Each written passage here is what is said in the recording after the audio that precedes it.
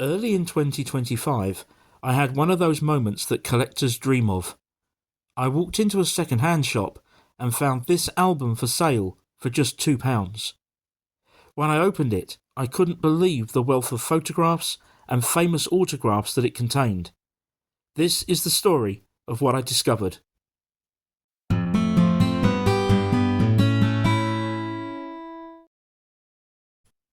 From the inscription inside the front cover of the album, it had been a gift to someone named Richard, from an auntie at Christmas 1955.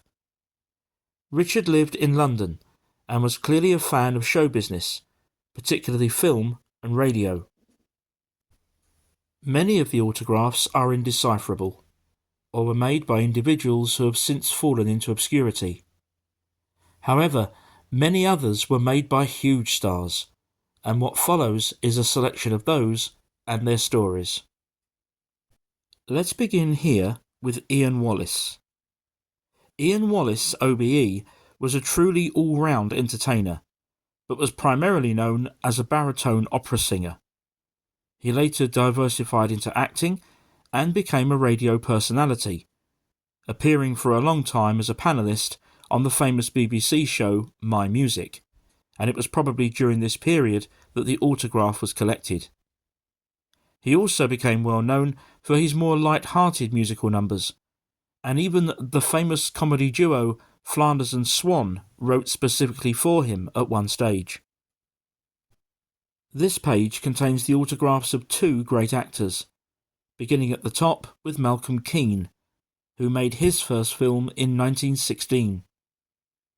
He was also an early collaborator of Alfred Hitchcock, appearing in a number of his films, including The Manxman, from which this image comes. He appeared in innumerable movies right up until 1962, his last one being Life for Ruth, and he passed away in 1970. The lower autograph belongs to Ivor Emanuel, who was orphaned in World War II by a stray bomb that also killed his sister and grandfather. He later became a miner before finding success in the theatre as both an actor and singer.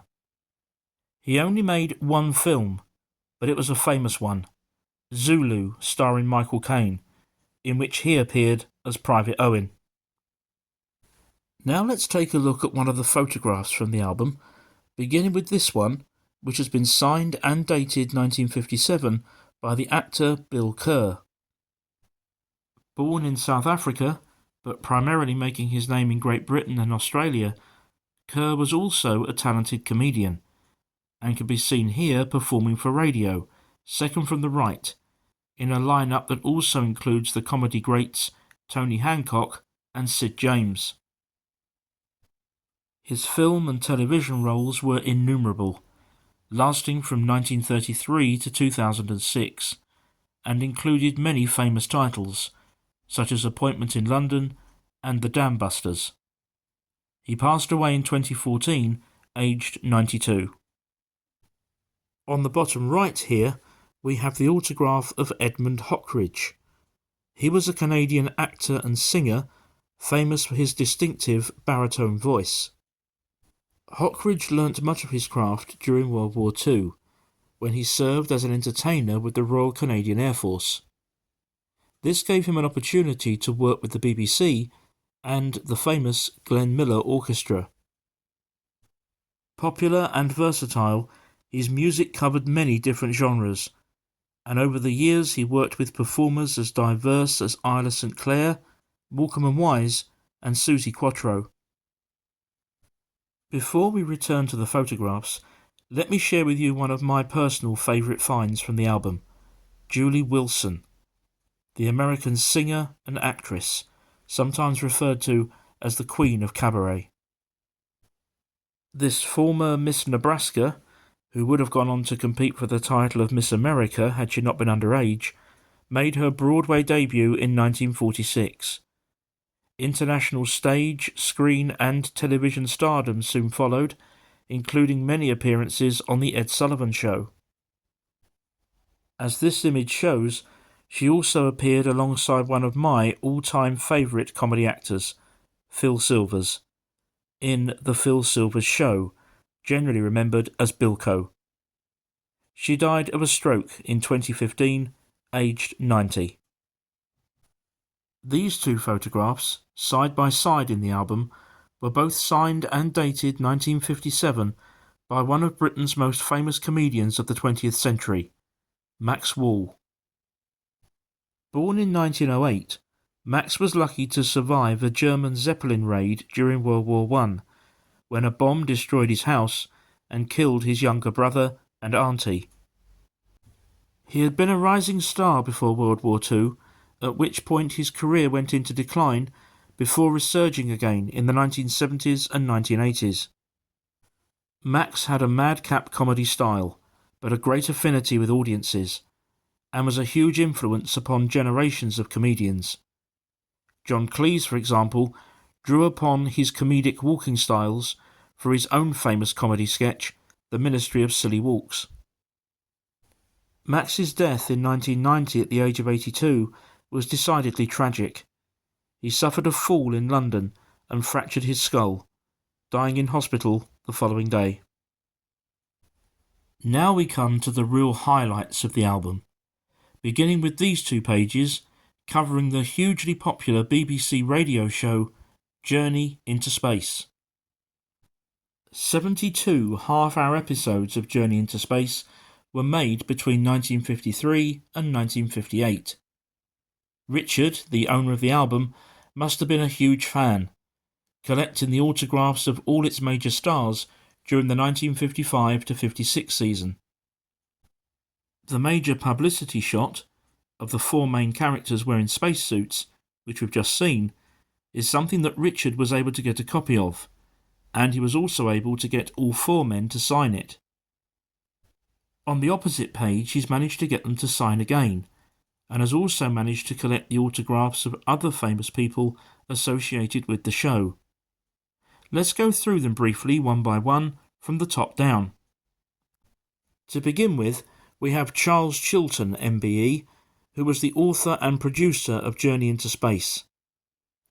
He was a prolific radio presenter, producer and writer, at one stage in his career even working on the internationally renowned Goon Show, alongside the famous comedic talent of Harry Seacombe, Spike Milligan and Peter Sellers.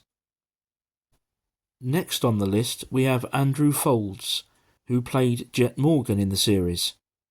It was in fact the part that made him famous, and he would go on to appear in a huge number of films.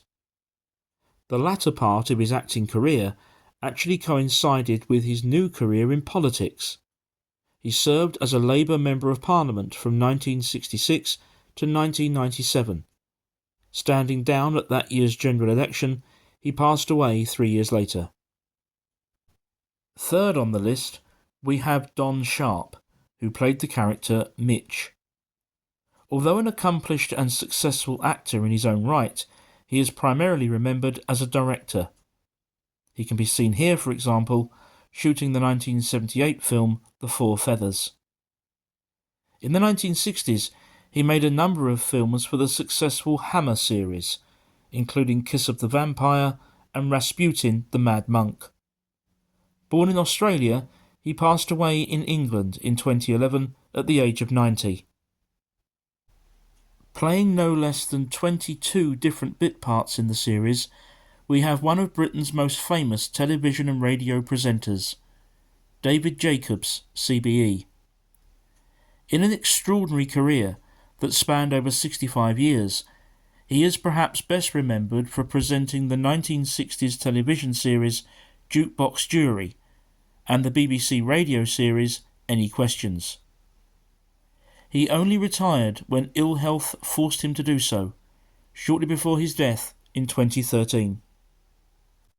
The fifth autograph on the list, and the third of the main characters, belongs to Guy Kingsley Poynter, who played Dr. Daniel Matthews in the series, a character known as Doc. Although he made numerous film and television appearances, both before and after Journey into Space, it remained his most famous role, and he passed away in 1983, aged just 68. Playing the part of the Lunar Controller, we have the remarkably talented and versatile character actor Alan Tilvern. Between 1946 and 1988, he made innumerable appearances on television and in film. On TV, for example, he popped up in great series such as The Saint, Dixon of Dock Green, Dad's Army, Poldark, and The Professionals. His last major film role was in Who Framed Roger Rabbit, and he passed away in 2003. The last autograph on the list belongs to Alfie Bass, who played the character of Lemuel Barnett, known as Lemmy. Another great character actor, Bass's career incorporated film, TV, radio, and even a dabble into music. Fans of British situation comedy may remember him for playing the part of Mr. Goldberg in Series 7 of Are You Being Served? The final 3 pages all relate to one of BBC Radio's greatest ever productions, Take It From Here, the light entertainment programme that ran from 1948 to 1960 and showcased some of Britain's greatest ever comedy writers, performers and singers. At first I wasn't able to identify who this lady was, but with the help of Joan, one of my most supportive subscribers, we were eventually able to identify her as Joy Nichols. Joy was part of Take It From Here's original lineup, leaving the show permanently in 1953 to pursue other projects. She remained popular in film and particularly in theatre, passing away in 1992, still aged only 67. In this photograph we have Alma Cogan, who was one of Britain's biggest stars of the 1950s and early 1960s. She was the highest paid British female entertainer of her time and took over Joy Nichols' singing role in Take It From Here after she left. Richard was able to get Alma Cogan's autograph a second time, as can be seen here. 18 of her songs entered the UK singles charts during the 1950s, and one of them, Dreamboat, went all the way to number 1. She still had so much more to give when she sadly developed cancer and passed away in 1966, still aged only 34. With this page containing the great and the good of British comedy from the 1950s, let's just pick out a few names, and, if I may, I'll finish with my personal favourite. This is the autograph of Frank Muir, a prolific comedy writer as well as television and radio personality. Already a star by the 1950s, he would go on to even bigger things, thanks to shows such as That Was the Week That Was, The Frost Report, and Call My Bluff. He passed away in 1998, aged 77. Although it's not easy to read, I've been able to positively identify this autograph as belonging to none other than Dennis Norden, Frank Muir's co-writer on Take It From Here.